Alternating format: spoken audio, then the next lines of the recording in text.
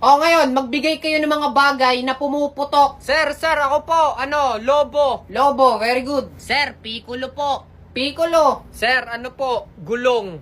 Gulong? Opo, sir, gulong po. Pwede naman nating ipasok sa pumuputok yung gulong. Sige, pwede.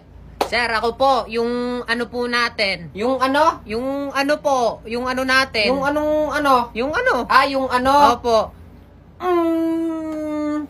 Pumuputok. Sige, ipasok natin sa pumuputok yan. So, class, lagi niyong tatandaan. Ha? X and Y. Yun lang ang hahanapin. Okay? X and Y. So, class, alam nyo, matagal ko na itong tinatanong sa sarili ko. Kaya siguro maraming nahihirapan sa mathematics.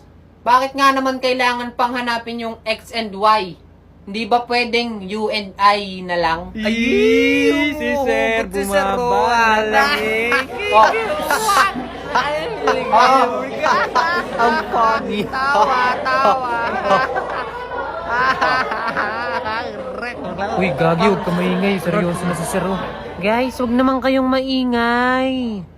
Tapos na? Okay. So, basta ganun lang, guys.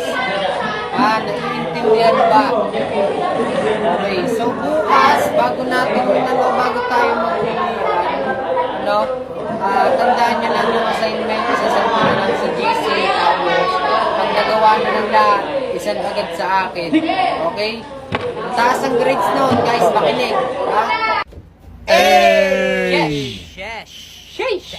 Nakakatamad magklase, no? Oo nga, sir, nakakatamad. Sir, magtuturo pa kayo? Wag nang magturo. Yung. Pwede naman ako sumahod ng hindi nagtuturo. Parang